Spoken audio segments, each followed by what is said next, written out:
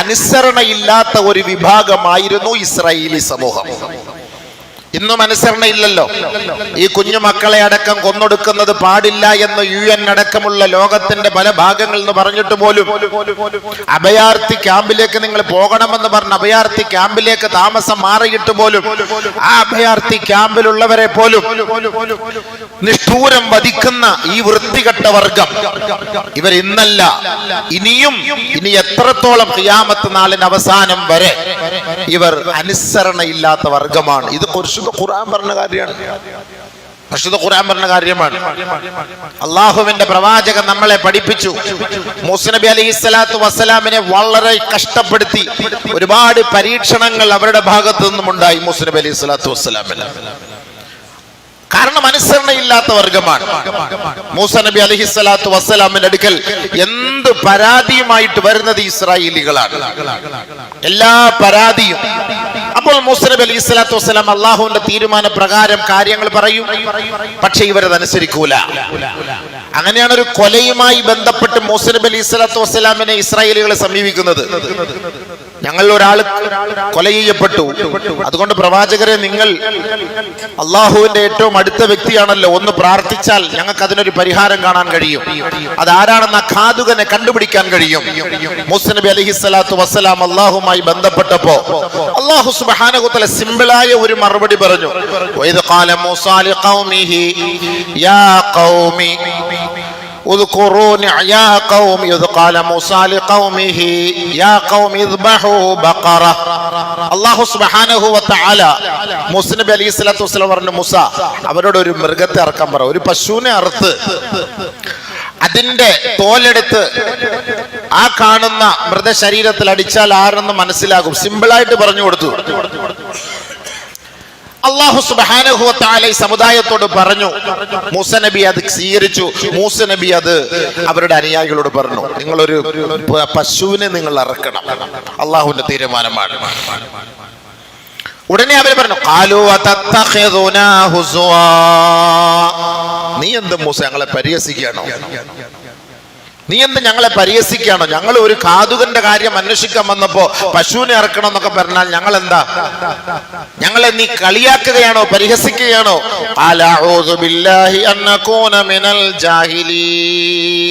അല്ലാഹുവേ, കണ്ടോ മൂസ നബി അലൈഹിസ്സലാത്തു വസ്സലാം ഈ ഇസ്രായേലി വർഗത്തിന്റെ വിഷയം പറയുന്ന കൂട്ടത്തിൽ മുഴുവനും ആയത്തുകൾ പരിശോധിച്ചറിയാം, ഇവന്മാര് വിവരമില്ലാത്തവന്മാരാണ്, ഇവന്മാര് ജാഹിലീങ്ങളാണ്, വിവരം കെട്ടവന്മാരാണെന്ന മൂസ നബിയുടെ അനുയായികളെ കുറിച്ച് മൂസ നബി പറഞ്ഞത്. എന്നാൽ നബിയുനാ റസൂലുള്ളാഹി തങ്ങളുടെ അനുയായികളെ കുറിച്ച് പറഞ്ഞെന്താ?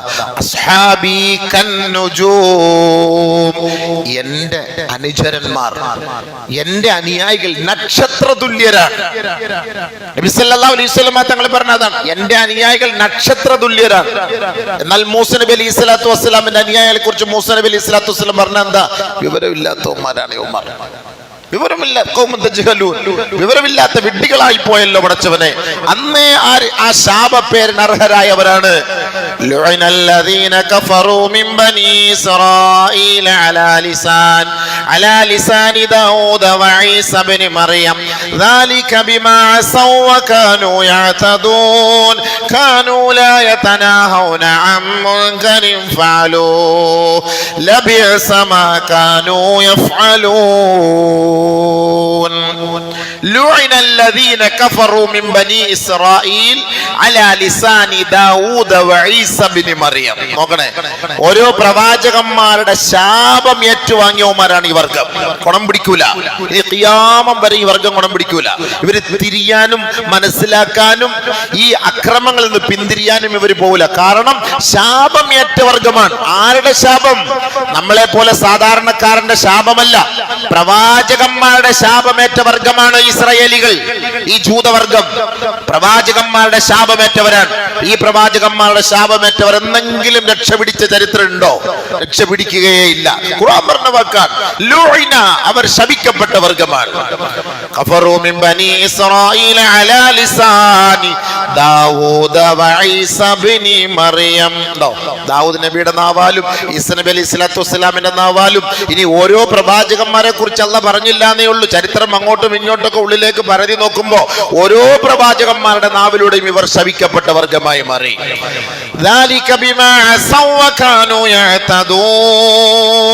അവരുടെ അഹങ്കാരങ്ങൾ കൊണ്ടും അതിക്രമങ്ങൾ കൊണ്ടും ആഭാസങ്ങൾ കൊണ്ടും ഇവർ ശപിക്കപ്പെട്ടവരായി.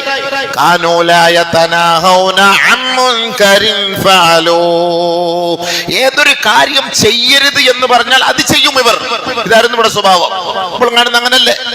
കുഞ്ഞുങ്ങളെ കൊല്ലരുത്, അഭയാർത്ഥി ക്യാമ്പിലേക്ക് നിങ്ങൾ ജനീവ കരാർ പ്രകാരം ഇത് തെറ്റാണ്, അങ്ങനെ ചെയ്യരുത് എന്ന് ലോകം മൊത്തം വിളിച്ചു പറഞ്ഞിട്ടും, ജൂതന്മാര് പറഞ്ഞിട്ടും, ഇന്ന് നിലനിൽക്കുന്ന ഇസ്രയേലിലുള്ളവർ പറഞ്ഞിട്ടും ഈ ജൂതവർഗം അത് കേൾക്കാൻ തയ്യാറല്ല.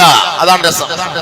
كانوا لا يتناهون عن منكر فعلوه ذلك بما عصوا ولبئس ما كانوا يفعلون. ഇവരെന്ന് പറഞ്ഞാൽ ഇവരുടെ സ്വഭാവം ഒരു നിലയ്ക്കും അനുസരണയില്ലാത്ത വർഗമാണ്. ഇന്ന ഒരു കാര്യം ചെയ്യരുത് എന്ന് പറഞ്ഞാൽ അത് ചെയ്യും. ദുഷിച്ച കാര്യങ്ങളെ ഒഴിവാക്കണമെന്ന് പ്രവാചകന്മാർ പറയുമ്പോൾ അത് സ്വീകരിക്കുകയില്ല. ആ ദുഷിച്ച കാര്യങ്ങൾക്ക് കൂടുതൽ പ്രേരണ നൽകുകയും അതവർ ആവർത്തിക്കുകയും ചെയ്യും. അങ്ങനെയായിരുന്നു ഇവരുടെ സ്വഭാവം. അതാണ് ഇവര് പറഞ്ഞു. എന്തെങ്കിലും ഒരു വിഷയം പറയുമ്പോ ഞങ്ങൾ ആരെന്നറിയോ? വഖാലത്തിൽ യഹൂദു വന്നസാറാ നഹ്നു അബ്നാഉല്ലാഹി വഹിബ്ബാഉ. ഞങ്ങൾ എന്ത് അനുസരിക്കണം മൂസ? ഞങ്ങൾ അല്ലാഹുവിന്റെ മക്കളാണ്, ഞങ്ങൾ അല്ലാഹുവിന്റെ മക്കളാണ്, ദൈവപുത്രന്മാരാണ് ഞങ്ങൾ. ഞങ്ങൾ എന്തിനനുസരിക്കണം? ഞങ്ങൾ ഭൂമിയിൽ വാഴ്ത്തപ്പെട്ടവരാണ്, ദൈവത്തിന്റെ ഇഷ്ടദാസന്മാരാണ്, ഇഷ്ടപുത്രന്മാരാണ്. അതുകൊണ്ട് ഞങ്ങൾ നിന്നെ അനുസരിക്കേണ്ട ആവശ്യമില്ല. ഞങ്ങൾക്ക് എല്ലാ പൊരുത്തവും തൃപ്തിയും ദൈവത്തിന്റെ ഭാഗത്ത് നിന്ന് കിട്ടിയിട്ടുണ്ട്. ഇവര് പറഞ്ഞ വാക്കാണ് വഖാലത്തിൽ യഹൂദു വന്നസാറാ നഹ്നു അബ്നാഉല്ലാഹി വഅഹിബ്ബാഉ. ഞങ്ങൾ അല്ലാഹുവിന്റെ സന്താനങ്ങളാണ്, അല്ലാഹുവിന്റെ ഇഷ്ടദാസന്മാരാണ്, അവരാണ് പറയുന്നത്. അതുകൊണ്ട് ഞങ്ങൾക്ക് പ്രശ്നമില്ല. അതുകൊണ്ട് നീയും നിന്റെ സമുദായം നീ ഇഷ്ടപ്പെടുന്നവരുമായിട്ട് പൊയ്ക്കോളി, ബൈത്തുൽ മുഖദ്ദസിലേക്കോ എങ്ങോട്ടോ പൊയ്ക്കോ, ഞങ്ങളെ കൊണ്ട് ഇതൊന്നും പറ്റൂല. അതാണ് അപ്പൊ മൂസ നബി അലൈഹി സ്വലാത്തു വസ്സലാം ഒരു മൃഗത്തെ അറക്കാൻ പറഞ്ഞപ്പോ അങ്ങ് അറുത്താ മതി.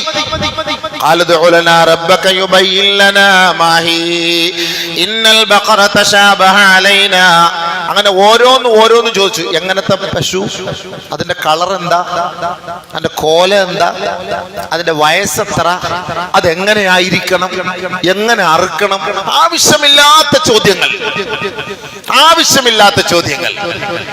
ബഹുമാനപ്പെട്ട മൂസ നബി അലൈഹി സ്വലാത്തു വസ്സലാം പറഞ്ഞു, അലഊദു ബില്ലാഹി അൻ നകൂന മിനൽ ജാഹിലീൻ. ഈ വിവരമില്ലാത്ത ജനതയിൽ നിന്ന് അല്ലാഹ് നിന്നോട് ഞാൻ കാവൽ ചോദിക്കുന്നു. അല്ലാഹ് ഒരു കാര്യം പറഞ്ഞ അനുസരിക്കലാണ്, അനുസരണ ഇല്ലാത്ത വർഗ്ഗമാണ്. അപ്പൊ ഇവരെ കുറിച്ച് അല്ലാഹ് എന്താ ഖുർആനിൽ പറഞ്ഞത്? ഈ അനുസരണ കട്ട വർഗത്തെ കുറിച്ച് ഖുർആൻ പറഞ്ഞ വാക്കെന്താ? ثم قست قلوبكم من بعد ذلك فهي كالحجارة أو أشد قسوة. അല്ലാഹ് പറഞ്ഞ വാക്ക കൽ ഹൃദയങ്ങളാണ് ഈ ജൂതവർഗം. കൽഹൃദയങ്ങളാണ് ഈ ജൂതവർഗം.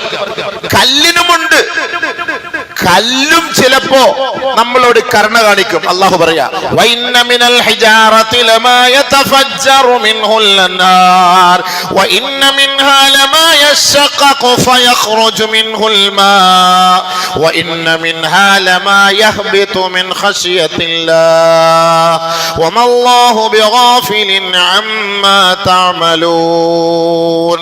ചില കല്ലുകൾ പൊട്ടിപ്പിളർന്ന് അതിൽ നിന്ന് വെള്ളം അല്ലാഹു നമുക്ക് നൽകുന്നു. ചില കല്ലുകൾ കരയുകയാണ്. ചില കല്ലുകൾ മുകളിൽ നിന്ന് പർവ്വത സാനുക്കളിൽ നിന്ന് സമുച്ചയത്തിൽ നിന്ന് അല്ലാഹയെ ഭയപ്പെട്ട് താഴേക്ക് വീഴുകയാണ്. ചില കല്ലുകൾ പുഴകളായി നമുക്ക് സാന്ത്വനത്തിന്, നമുക്ക് സമാധാനത്തിന്റെ മന്ദമാരുതൻ വീശിത്തരുന്ന എത്രയോ നല്ല പുഴകളുണ്ട്.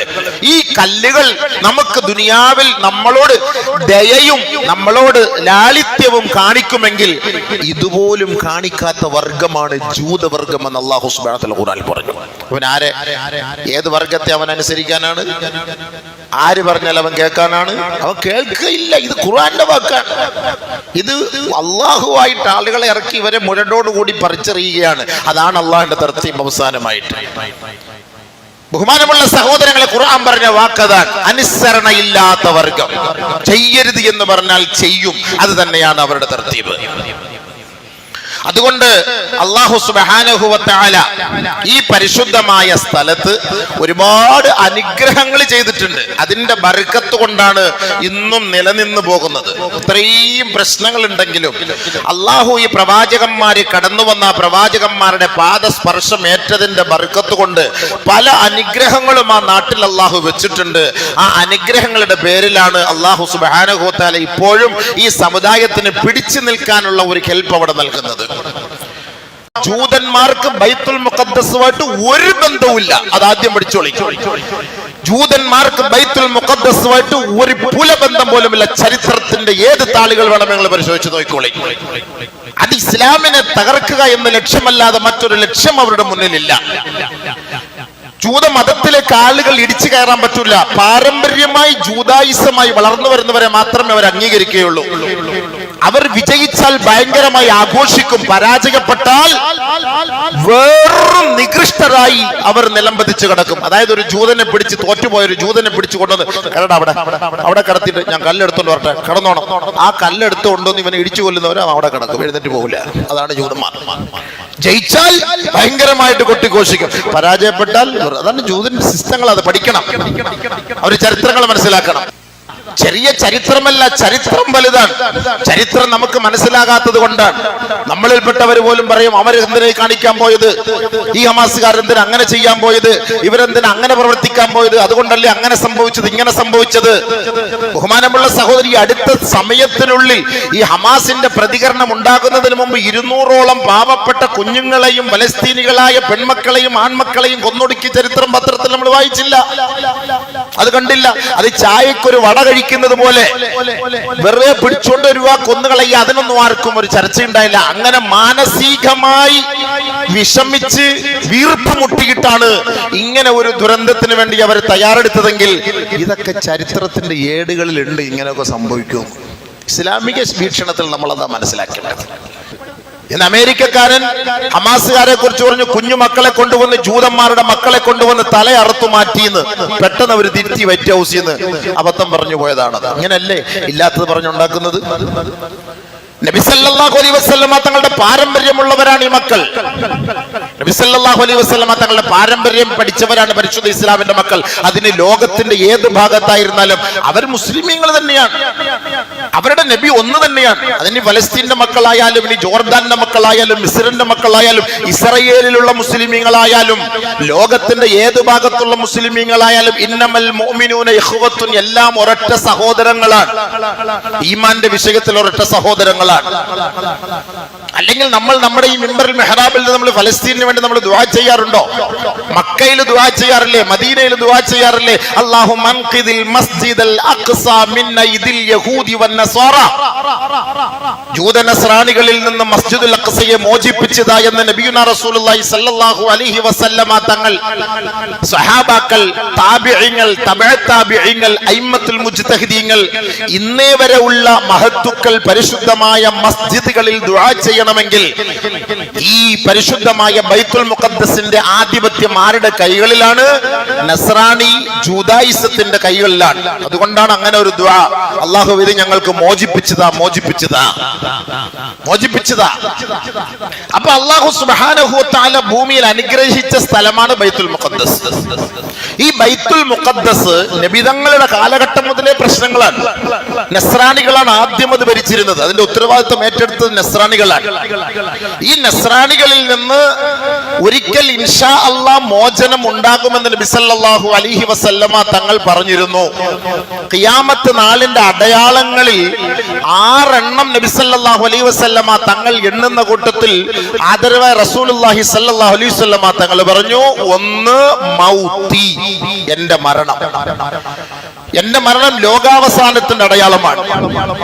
രണ്ടാമത് നബി സല്ലല്ലാഹു അലൈഹി വസല്ലമ തങ്ങൾ പറഞ്ഞു, ഫത്ഹു ബൈത്തുൽ മഖ്ദിസ്, ലോകം അവസാനിക്കുന്നതിന് മുമ്പ് ബൈത്തുൽ മുഖദ്ദസ് മോചിപ്പിക്കപ്പെടും, ജൂതന്മാരുടെ കരങ്ങളിൽ നിന്ന് മോചിപ്പിക്കപ്പെടും. നബിയുടെ വാക്ക, വല്ലാഹി അത് സഫലമായിട്ടേ ലോകം അസ്തമിക്കും. നബി തങ്ങളുടെ വാക്കാണ്. മൂന്നാമത് താഊൻ അംവാസ്, കൊറോണ പോലുള്ള രോഗങ്ങൾ വ്യാപിക്കും. നാലാമത് ഇസ്തിഫാലത്തുൽ മാൽ, സമ്പത്ത് കണക്കില്ലാതെ ഒഴുകൊണ്ടിരിക്കല്ലേ. ഇതല്ല ഈ പറഞ്ഞ എല്ലാം ഇപ്പൊ ഉണ്ട്. ബൈത്തുൽ മുഖദ്ദസ് മാത്രത്തിന്റെ പരിപാടിയേ ഉള്ളൂ, അത് നടന്നുകൊണ്ടിരിക്കുകയാണ്. എത്രയും പെട്ടെന്ന് മോചിപ്പിക്കും. 40 വർഷം 1948 മുതൽ ഓരോ 40 വർഷങ്ങളിലും പരിവർത്തനമുണ്ടാകുമെന്നാണ് ബുദ്ധിജീവികളായ പണ്ഡിതന്മാർ, മഹാന്മാർ, ആരിഫീങ്ങൾ, ഔലിയാക്കൾ ചരിത്രം പഠിച്ചിട്ട് പറഞ്ഞത്. അതിൽ ഒരു 40 കഴിഞ്ഞു. ഇനി രണ്ടാമത്തെ 40 2027 ആകുമ്പോൾ ഖുദ്സ് മോചിപ്പിക്കപ്പെടും എന്നാണ് ആ മഹാന്മാരായ ആരിഫീങ്ങൾ അവർ ചരിത്രം, താരീഖുകൾ പഠിച്ചിട്ട് പറയുന്നത്. അതിന്റെ തുടക്കമാകാം ഇത്. ഇനി ഖിയാമത്ത് നാളിന്റെ അടയാളത്തിൽ ബാക്കിയുള്ളത് ഫത്ഹു ബൈത്തുൽ മഖ്ദിസ്, ബൈത്തുൽ മുഖദ്ദസ് മോചിപ്പിക്കപ്പെടലാണ്. ബഹുമാനപ്പെട്ട നബിതങ്ങളുടെ ആഗ്രഹമായിരുന്നു സഹാബാക്കളുടെ കാലഘട്ടത്തിൽ. പക്ഷേ അത് സാധിക്കാതെ വന്നപ്പോ ബഹുമാനപ്പെട്ട ഉമർ റളിയല്ലാഹു തആല അൻഹുവിന്റെ കാലഘട്ടത്തിൽ ബൈത്തുൽ മുഖദ്ദസ് മോചിപ്പിക്കപ്പെട്ടു. ക്രൈസ്തവരുടെ കൈകളിലായിരുന്നു അന്ന്. ഉമർ റളിയല്ലാഹു തആല അൻഹുവിന്റെ ധൈര്യവും സ്ഥൈര്യവും അവർ മനസ്സിലാക്കിയിട്ട് അവർ കീഴടങ്ങുകയാണ് ചെയ്തത്. യുദ്ധത്തിന് തയ്യാറാകാതെ ബൈത്തുൽ മുഖദ്ദസ് ബഹുമാനപ്പെട്ട ഉമർ റളിയല്ലാഹു തആല അൻഹുവിന്റെ കൈകളിലേക്ക് അവർ ഏൽപ്പിക്കുകയാണ്. ഉടനെ ഉമർ റളിയല്ലാഹു തആല അൻഹു പറഞ്ഞു, അല്ലാഹു സുബ്ഹാനഹു ഖൗമുൻ അഅസ്സനല്ലാഹു ബിൽ ഇസ്ലാം ഫമഹ്മാ ഇബ്തഗൈനാ ബിഗൈരിഹി അദല്ലനല്ലാഹ്. അല്ലാഹു സുബ്ഹാനഹു വ തആല ഈ ബൈത്തുൽ മഖ്ദസ് തന്നിട്ട് നമ്മളെ അഭിമാനത്തിൽ എത്തിച്ചിരിക്കുകയാണ്. അല്ലാഹുവിലാണ് നമ്മൾ അഭയം പ്രാപിക്കേണ്ടത്. അവനെ ആരാധിക്കുന്നതിലൂടെയാണ് നമ്മൾ അഭിമാനിക്കപ്പെടേണ്ടത്. അവനെയല്ലാതെ മറ്റൊരു വസ്തുവിനെ ആരാധിച്ചിരുന്നുവെങ്കിൽ അദല്ലനല്ലാഹു, ഇന്ന് ഈ സമയത്ത് അല്ലാഹു നമ്മളെ നിന്ദിക്കുമായിരുന്നു, നികൃഷ്ടനാക്കുമായിരുന്നു. പക്ഷേ ഈ ബൈത്തുൽ മുഖദ്ദസിന്റെ ഉടമസ്ഥനായ അല്ലാഹുവിനെ ആരാധിച്ചതിന്റെ പേരിൽ അല്ലാഹു സുബ്ഹാനഹു വ തആല നമുക്ക് ഇന്ന് അഭിമാനം നൽകി, ഇസ്സത്ത് നൽകി എന്ന് മഹാനായ ഉമറുൽ ഫാറൂഖ് റളിയല്ലാഹു തആല അൻഹു അന്ന് ബൈത്തുൽ മഖ്ദിസ് തന്റെ കൈകളിൽ കിട്ടിയപ്പോൾ അന്ന് പറഞ്ഞ വാക്കാണ്. പിന്നെ അതിനുശേഷം വീണ്ടും കുരിശ് യുദ്ധം നടന്നു 200 വർഷക്കാലത്തോളം. ഇന്നത്തെ ഒന്നും ചരിത്രമല്ല ഇത്. ഇപ്പൊ നമ്മൾ 40 വർഷത്തെ ചരിത്രങ്ങൾ നമുക്കറിയുള്ളൂ. 200 വർഷക്കാലത്തോളം കുരിശ് യുദ്ധം നടന്നു. അതിനുശേഷം നൂറുദ്ദീൻ സൻഗി റഹ്മഹുല്ല എന്ന് പറയുന്ന ഒരു മഹാനുഭാവനാണ് ഇതിന് നേതൃത്വം കൊടുക്കുന്നത്, അടുത്ത ഖുദ്സ് പിടിച്ചെടുക്കാൻ. അദ്ദേഹം ഇടയ്ക്ക് വെച്ച് വഫാത്തായി പോയപ്പോൾ ആ കൊടി ഏറ്റെടുത്തത് ബഹുമാനപ്പെട്ട സലാഹുദ്ദീൻ അയ്യൂബി റഹ്മഹുല്ലയാണ്. രണ്ടാമത് ഖുദ്സിനെ മോചിപ്പിച്ചത് സലാഹുദ്ദീൻ അയ്യൂബി റഹ്മത്തുള്ളാഹി തആല അലൈഹി അവറുകളായിരുന്നു. രണ്ടാമത് ഖുദ്സിനെ മോചിപ്പിച്ചത്. രണ്ട് സന്ദർഭത്തിലാണ് ബൈത്തുൽ മഖ്ദിസ് നമ്മുടെ കൈകളിലേക്ക് എത്തിയത്. ഇനി മൂന്നാമതൊരു പ്രാവശ്യം ബൈത്തുൽ മഖ്ദിസ് മോചിപ്പിക്കപ്പെടും. അതോടുകൂടി ലോകത്തിന്റെ അന്ത്യവും എത്തും. നബിയുന റസൂലുള്ളാഹി സ്വല്ലല്ലാഹു അലൈഹി വസല്ലം ഫത്ഹു ബൈത്തുൽ മഖ്ദിസ് ലോകാവസാനത്തിന്റെ അടയാളത്തിൽപ്പെട്ടതാണ് ബൈത്തുൽ മുഖദ്ദസ് മോചിപ്പിക്കുക എന്നുള്ളത്. അത് ലോകാവസാനത്തിന്റെ അടയാളമാണ്. ചെറിയ കാര്യമല്ല ഇത്. ഇങ്ങനെ ഒരു യുദ്ധത്തിന്റെ ഒരു തുടക്കം ഉണ്ടാകുമെന്ന് വർഷങ്ങൾക്ക് മുമ്പ് ആദരവായ റസൂലുള്ളാഹി സ്വല്ലല്ലാഹു അലൈഹി വസല്ലം തങ്ങൾ പറഞ്ഞിട്ടുണ്ട്. അത് സംഭവിക്കണമല്ലോ. ലാ തസാലു ഇസാബത്തും മിൻ ഉമ്മത്തി യുഖാതിലൂന അലാ അബ്വാബി ദമശ്ക് വമാ ഹൗലഹാ വഅലാ അബ്വാബി ബൈത്തുൽ മഖ്ദിസ് വമാ ഹൗലഹാ ലാ യദുർറുഹും ഖിദ്ലാനു മൻ ഖദലഹും ളാഹിരീന അലൽ ഹഖ് ഇലാ യൗമിൽ ഖിയാമah. നബിയുനാ റസൂലുള്ളാഹി സ്വല്ലല്ലാഹു അലൈഹി വസല്ലം തങ്ങൾ പറഞ്ഞു, എന്റെ ഉമ്മത്തിൽ നിന്നൊരു വിഭാഗം ഉദിച്ചു വന്നുകൊണ്ടേയിരിക്കും, ഉണർന്നുകൊണ്ടിരിക്കും, വളർന്നുകൊണ്ടിരിക്കും. എന്റെ ഉമ്മത്തിന്റെ ഒരു വിഭാഗം ഡമാസ്കസിന്റെ ഓരോ മേഖലകളിൽ അവർ യുദ്ധം ചെയ്തുകൊണ്ടിരിക്കും. ബൈത്തുൽ മുഖദ്ദസിന് വേണ്ടി അതിന്റെ ഓരങ്ങളിൽ, ഓരോ ഭാഗങ്ങളിൽ അവർ യുദ്ധം ചെയ്തുകൊണ്ടിരിക്കും. ആരെല്ലാം അവരെ തളർത്താനും തകർക്കാനും ശ്രമിച്ചാലും, അത് അതെല്ലാം പുല്ലുവില നൽകിക്കൊണ്ട് അതെല്ലാം വലിച്ചെറിഞ്ഞ് ളാഹിരീന അലൽ ഹഖ്, ഞങ്ങൾ തീവ്രവാദികളും ഭീകരവാദികളുമല്ല, സത്യത്തിന് വേണ്ടി നിലകൊള്ളുന്ന വർഗമാണ് എന്ന് മനസ്സിലാക്കി ഇലാ യൗമിൽ ഖിയാമ, ഖിയാമത്ത് നാൾ വരെ അവർ ആ ഖുദ്സിന് വേണ്ടി പോരാടുമെന്ന് നബിയുനാ ഷഫീഉനാ റസൂലുള്ളാഹി അല്ലാഹുവിന്റെ റസൂൽ തങ്ങൾ പറഞ്ഞ വാക്കാണ്. അപ്പോൾ ഇത് നടന്നുകൊണ്ടേയിരിക്കും. നബി സല്ലല്ലാഹു അലൈഹി വസല്ലമ തങ്ങൾ വീണ്ടും പറഞ്ഞു, തഅതീകും ബഅദി അർബഉ ഫിതൻ. ഏ സ്വഹാബത്തെ, ഏ ലോക മുസ്ലിമീങ്ങളെ, എനിക്ക് ശേഷം 4 ഫിത്നകൾ, 4 പ്രശ്നങ്ങൾ ലോകത്തുണ്ടാകും, 4 ഫസാദുകൾ ലോകത്തുണ്ടാകും എന്റെ കാലശേഷം. നബിയുനാ ഷഫീഉനാ റസൂലുള്ളാഹി സ്വല്ലല്ലാഹു അലൈഹി വസല്ലമ തങ്ങൾ പറഞ്ഞു, അൽ ഊല, ഒന്നാമത് യുസ്തഹല്ലു ഫീഹ ദിമാഉ, ജനങ്ങളെ കൊന്നൊടുക്കുന്ന ഒരു കാലം, ഒരു ഫിത്ന ഉണ്ടാകും, ഒരു കാരണവും വേണ്ട.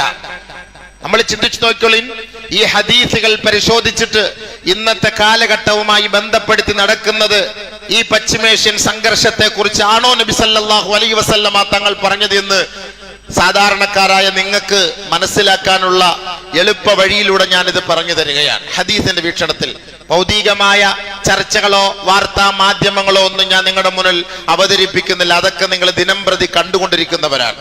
ഒരുപക്ഷെ ഹദീസുമായി കൂടുതൽ അവഗാഹം നിങ്ങൾക്ക് ഇല്ലാതെ പോയെങ്കിൽ നിങ്ങൾക്ക് മനസ്സിലാക്കാനുള്ള ഒരു വഴി നബി സല്ലല്ലാഹു അലൈഹി വസല്ലമ തങ്ങൾ നമുക്ക് പഠിപ്പിച്ചു തന്ന 1-2 ഹദീസുകൾ നിങ്ങളുടെ മുന്നിൽ ഞാൻ നിങ്ങളെ അറിയിക്കുകയാണ്, ഉദ്ധരിക്കുകയാണ്. നബി സല്ലല്ലാഹു അലൈഹി വസല്ലമ തങ്ങൾ പറഞ്ഞു, എനിക്ക് ശേഷം 4 ഫിത്നകൾ പൊട്ടിപ്പുറപ്പെടും. അതിലൊന്ന് യുസ്തഹല്ലു ഫീഹ ദിമാഉ എന്ന് പറഞ്ഞാൽ രക്തം ഹലാലാവുന്ന ഒരു സാഹചര്യമായിരിക്കും എന്ന് പറഞ്ഞാൽ വെറുതെ കൊന്നുകളയ. ഇന്നത്തെ സാഹചര്യമാണോ അല്ലയോ എന്ന് മനസ്സിലായിക്കോളെ. വസാനിയ, രണ്ടാമത് യുസ്തഹല്ലു ഫീഹ ദിമാഉ വൽ അംവാൽ, മനുഷ്യനെ കൊല്ലുക മാത്രമല്ല അവരെ കൊന്നൊടുക്കിയിട്ട് അവരുടെ സമ്പത്ത് കൂടി പിടിച്ചെടുക്കുന്ന ഒരു കാലം, ഒരു ഫിത്ന എനിക്ക് ശേഷം ഉണ്ടാകും സ്വഹാബത്തെ. മൂന്നാമത് വസാലിസതു യുസ്തഹല്ലു ഫീഹ അദ്ദിമാഉ വൽ അംവാലു വൽ ഫുറൂജു, എന്റെ സമുദായത്തെ കൊന്നൊടുക്കുകയും അവരുടെ സമ്പത്ത് കൊള്ളയടിക്കപ്പെടുകയും അവരുടെ വീടുകളും അവരുടെ ഭവനങ്ങളും സാമ്പത്തിക മേഖലകൾ മുഴുവൻ പിടിച്ചെടുക്കുന്നതിനോടൊപ്പം വൽ ഫുറൂജു, അവരുടെ ഉമ്മമാരെയും പെങ്ങന്മാരെയും പെൺമക്കളെയും മാതാക്കളുടെയും മാനം കവർന്നെടുക്കുന്ന ഒരു കാലം സംജാതമാകും സ്വഹാബത്തെ. നബി സല്ലല്ലാഹു അലൈഹി വസല്ലം തങ്ങൾ പറഞ്ഞ ഇതിപ്പോ ഫലസ്തീൻ എന്ന് മാത്രം നിങ്ങൾ നോക്കണ്ട, ഇത് നമുക്ക് ഇന്ത്യയിലും ആകാം, ഇത് മണിപ്പൂരിലും ആകാം, ഇത് ഗുജറാത്തിലും ആകാം, ഇത് ഡൽഹിയിലും ആകാം, ഇത് കേരളത്തിലും ആകാം, ഇത് ഉത്തരേന്ത്യയിലും ആകാം, ഇതെല്ലാം ആകാം. നബി സല്ലല്ലാഹു അലൈഹി വസല്ലം തങ്ങൾ പറഞ്ഞു, നമ്മുടെ സമ്പത്ത് പിടിച്ചെടുക്കും, വീട് പിടിച്ചെടുക്കും, മനുഷ്യനെ കൊല്ലും, ആൺമക്കളെ കൊല്ലും, പെൺമക്കളുടെ മാനം കവർന്നെടുക്കപ്പെടും. അങ്ങനെ ഒരു ഫിത്ന ഫസാദ് ലോകത്തുണ്ടാകാതെ ലോകം അസ്തമിക്കുകയില്ല. എന്റെ കാലശേഷം നിങ്ങൾ പ്രതീക്ഷിച്ചോളി, അത് നിങ്ങൾക്ക് നേരിടാൻ പോകുന്ന ഏറ്റവും വലിയ വിപത്താണ്. നാലാമത് നബി സല്ലല്ലാഹു അലൈഹി വസല്ലം തങ്ങൾ പറഞ്ഞു, സമ്മാഉ അംയാഉ മുത്ബിഖത്തുൻ തമൂറു മൗറൽ ബഹർ തമൂറു മൗറൽ മൗജ് ഫിൽ ബഹരി ഹത്താ ലാ യജിദ അഹദുൻ മിനൻ നാസ് മിൻഹാ മൽജഉൻ وتغشى العراق تطيف بالشام وتخبت الجزيرة. നബി സല്ലല്ലാഹു അലൈഹി വസല്ലമ തങ്ങൾ പറഞ്ഞു, നാലാമത് കണ്ണും കാതുമില്ലാത്ത യുദ്ധം, അന്ധമായ യുദ്ധം. സമ്മാഉ ഉംയാഉ മുത്ബിഖത്തുൻ, അട്ടിയട്ടിയായിട്ട് കൊന്നൊടുക്കുന്ന യുദ്ധമായിരിക്കും. ചിന്തിച്ചു നോക്കിയാൽ ഇന്നത്തെ സംഭവമാണോ ഇല്ലയോന്ന്. കണ്ണില്ല, കുഞ്ഞെന്നില്ല, തള്ളയെന്നില്ല, വൃദ്ധനെന്നില്ല, വൃദ്ധകളെന്നില്ല, അന്ധമായ യുദ്ധമായിരിക്കും. ഒരു നീതിയും അവിടെ പുനഃസ്ഥാപിക്കപ്പെടുകയില്ല. അങ്ങനത്തെ ഒരു യുദ്ധമായിരിക്കും. എത്രത്തോളം എന്ന് വെച്ചാൽ നബി സല്ലല്ലാഹു അലൈഹി വസല്ലം തങ്ങൾ മുത്ബിഖ, തുടരെ തുടരെ നടന്നുകൊണ്ടേയിരിക്കും. തീർന്നു, വെടിനിർത്തി എന്ന് കരുതും, അഭയാർത്ഥിയിലേക്ക് ബൈക്കോളി എന്ന് പറയും, അങ്ങോട്ടേക്ക് അവരിടും. തുടരെ തുടരെ അട്ടിയട്ടിയായി അവർക്കെതിരെ കൊലവിളി നടന്നുകൊണ്ടേയിരിക്കും. ഹത്താ ലാ യജിദ അഹദുൻ മിനൻ നാസി മിൻഹാ മൽജഉൻ, നിങ്ങൾ ഒരാളുടെ ഭാഗത്തു നിന്നും ആ യുദ്ധമുഖത്ത് പിടഞ്ഞു വീഴുന്ന കുഞ്ഞു കുഞ്ഞുമക്കളടക്കം, വൃദ്ധകളടക്കം, വൃദ്ധന്മാരടക്കം, സ്ത്രീകളടക്കം, അഭയാർത്ഥികൾ അടക്കമുള്ളവർ വെള്ളം കിട്ടാതെയും ഭക്ഷണം കിട്ടാതെയും ചികിത്സ കിട്ടാതെയും അവർ നിലവിളിക്കുമ്പോൾ അവർക്ക് വേണ്ടി ഒരു സന്തോഷത്തിന്റെ, ഒരു വർത്തമാനത്തിന്റെ ഒരംശമെങ്കിലും മുസ്ലിം ലോകത്തിന്റെ ഭാഗത്ത് നിന്ന് നിങ്ങൾ പ്രതീക്ഷിക്കുകയേ വേണ്ട. ലോകത്തിന്റെ പ്രവാചകം പ്രഖ്യാപിച്ചത് കൊണ്ടാ ഇന്ന് സൗദിക്കാരനും മിണ്ടാത്തത്, ബഹ്റൈൻകാരനും മിണ്ടാത്തത്, UAE-കാരനും മിണ്ടാത്തത്, കുവൈത്തുകാരനും മിണ്ടാത്തത്, ഇറാൻകാരനും മിണ്ടാത്തത്, ഇറാഖുകാരനും മിണ്ടാത്തത്. മിണ്ടാൻ പറ്റൂല.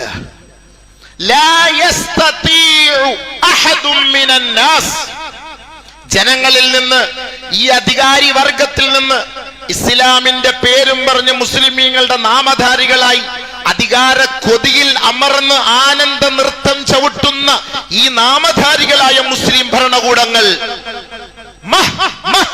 ഈ യുദ്ധം നിർത്ത് എന്ന ഒരു വാക്ക് അവർ പറയുകയില്ല. കേട്ടോ സഹാബത്തെ, നബിയുനാ റസൂലുള്ളാഹി, അള്ളാന്റെ റസൂൽ പറഞ്ഞ വാക്കാണ്.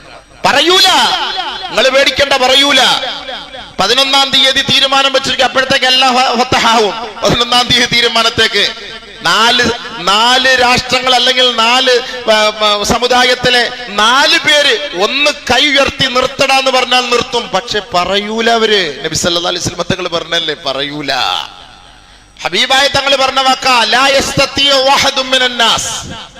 എത്രത്തോളം തുഅറഖുൽ ഉമ്മത്തു അർഖൽ അദീം.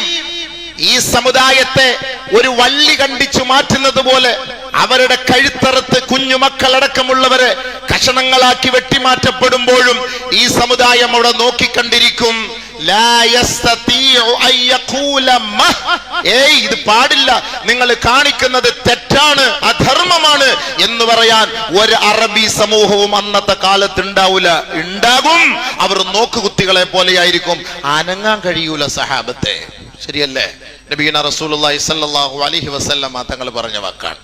ലയകൂനന്ന ബിശാമി ഫിത്നത്തുൻ വഅൻതും നാദിമൂൻ അൻ ജൂഇൻ ശദീദിൻ ഫയകൂനു റീഹുൽ ഖുബ്സി അത്യബ മിൻ റീഹിൽ മിസ്ക്. നബി സല്ലല്ലാഹു അലൈഹി വസല്ലം തങ്ങൾ പറഞ്ഞു, ഒരു കാലം വരും അന്ന് ഈ ഷാമിലെ മക്കൾ, അതായത് ഇന്ന് അനുഭവിക്കുന്ന ഈ ഫലസ്തീനിന്റെ മക്കൾ, ഒരു റൊട്ടി കഷണം കിട്ടാതെ, വെള്ളം കിട്ടാതെ, വിശന്ന് പട്ടിണി കിടന്ന് നിലവിളിക്കുന്ന ഒരു കാലഘട്ടം വരും.